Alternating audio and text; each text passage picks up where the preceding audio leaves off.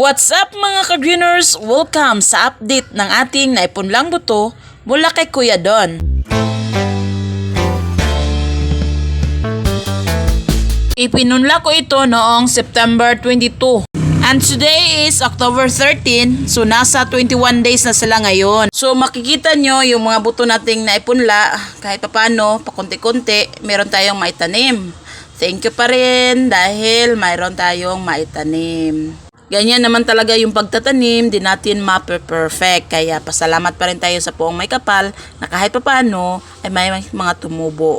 So tingnan nyo ang ating yellow green na pepper. Yung mga buto niya ay nalusaw. Sayang diba? Pero wala tayong magagawa. Mayroon talagang mga sitwasyon na ganito ang mangyayari.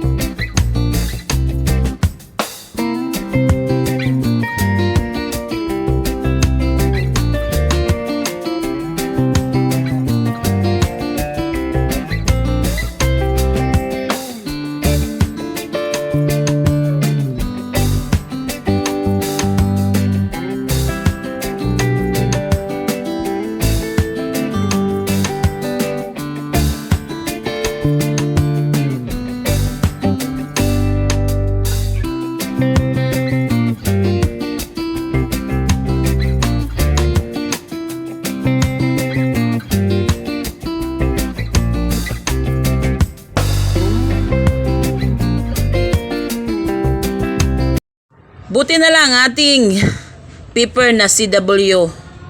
Tingnan nyo, nag-iisa lamang. Pero buti na lang, meron siyang isa. Masaya na tayo dyan.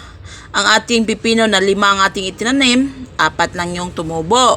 Thank you pa rin. At ang ating ibang variety ng pepper, pausbong pa sila. Sana, and hopefully, natutubo talaga sila. At least may isa. Kahit pa paano. At ang ating tomato kinalabasa. Ang tumubo 1, 2, 3, 4. Pwede na rin. Ang strawberry, wala. Wala ang ating strawberry. Walang tumubo.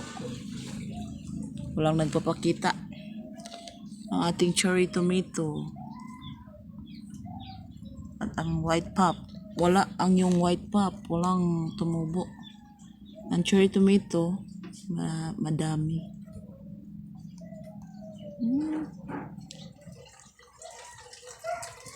Pero meron ako dito mga pipino na sasabay ko sa pagtanim niya, no? Para may kasabay. Tsaka ang ating lettuce. Dami tayong lettuce na kailangang i-transplant.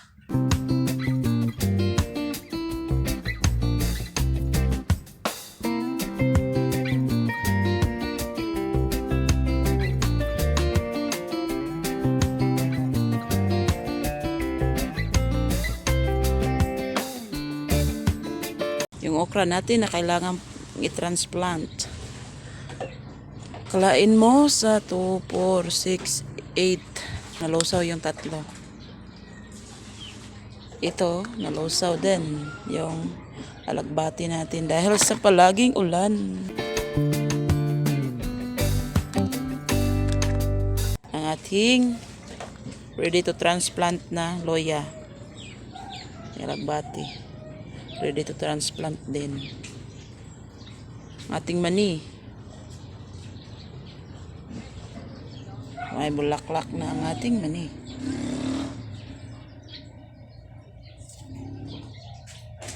Dalawa yung tanim natin na mani. Ang ating mga cauliflower. 1, 2, 3, 4, 5, 6, 7, 8, 9, 10. Sana mapatuloy natin yan.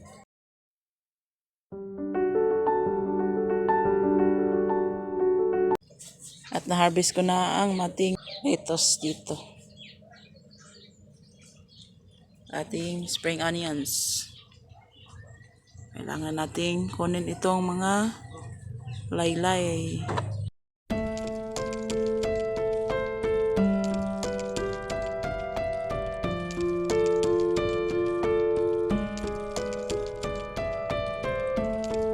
makikita nyo may bisita ang ating spring onions. Pero medyo takot ako niyan. Ano bang tawag dito sa inyo mga ka-greeners? Comment down below kung anong pangalan ng insektong ito. Kung nakakatulong ba ito sa ating mga tanim o nakakapinsala.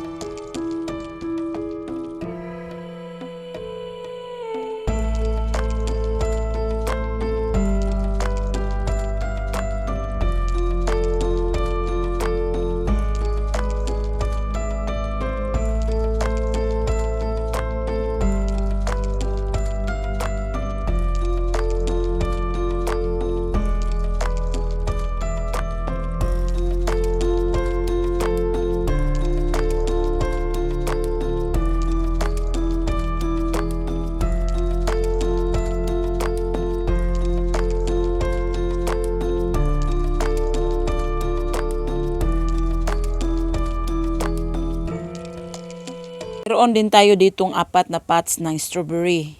Tingnan nyo naman, may bulaklak ng ating strawberry. Sa kabila, meron din akong namumunga ng mga strawberry. So dito, 4 lang ng pots ng strawberry ang nandito.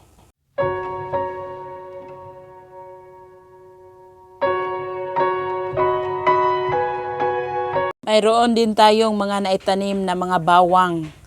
So ito yung mga bawang natin, 3 pots ng bawang at saka 3 pots ng onions, red onions.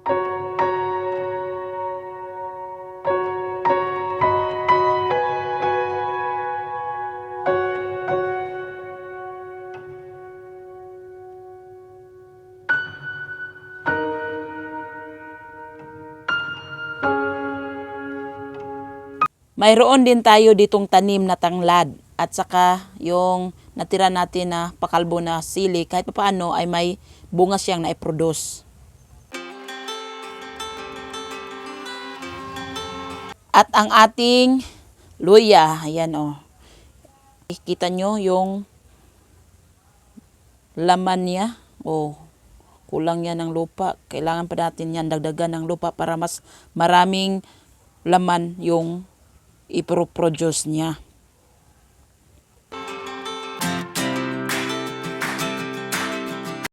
At kita nyo naman ang daming dapat gawin sa ating garden. Dahil nga sa palaging umuulan, di tayo makapaglinis. O kita nyo yung damo. Daming damo. Kailangan na naman nating magdamo. Pero sa ngayon, ayan yung aking kalabo para sa may ubo. Tamang-tama yan dahil tag-ulan dito sa amin. Tingnan nyo kung gaano ka putik dito sa area na ito. Yan, kailangan natin yan na damuhan kapag mainit na ang panahon. Sapagkat hindi talaga mainit ngayon, kaya hayaan muna natin na ganito lang yung mukha ng ating garden. So kita nyo ang ating lettuce ubos na. So, hinarvest ko na lahat dahil may ita-transplant tayo na bago. At saka tingnan nyo ang ganda ng bunga ng kamatis. Kahit nagiging, tingnan nyo yung mga dahon niya. Ayan.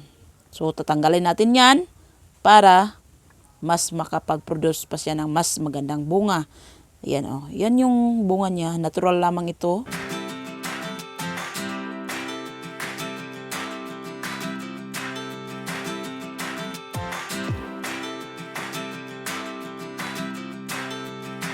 Yung mga puti-puti niya, galing yan sa mga hugas bigas na dinidilig ko sa ating lettuce. Ayan. So maganda siya. Maganda yung resulta ng kanyang bunga.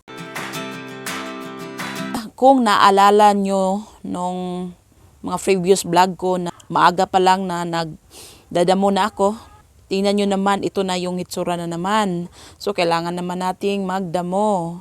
At saka yung mga lettuce natin, yung ibang coco shells, hindi ko nalagyan. Dahil nga sa palaging umuulan na discourage tayo dahil nasisira yung mga lettuce. So, kailangan natin talaga ng area na hindi masyadong nauulanan yung lettuce dahil masisira ang kanyang mga dahon. Tingnan nyo naman ang ating strawberry. Kahit 2 pots lang ito, nakapag-produce ito ng 3 bunga. So, enjoy na ako nito kahit papano, kahit paliit-liit lang. Enjoy pa rin tayo dahil nakakain na tayo sa ating sariling tanim. Ayan, ang variety nga pala nito, before I forgot, this is Japanese Suga. So, medyo maliit lang yung bunga niya at saka hindi medyo matamis dahil matamis na maasim yung texture o lasa ng strawberry na ito. Kahit ano pa man yung lasa ng strawberry, basta strawberry yan, sarap pa rin yan para sa atin dahil kahit paano dito sa Lola nakapag-produce tayo ng strawberry. Yan lang po muna ang update ng ating mga pananim ngayon. Kung nagustuhan nyo ang video na ito ay huwag kalimutang mag-like, share at subscribe. Thank you for watching. God bless and bye-bye!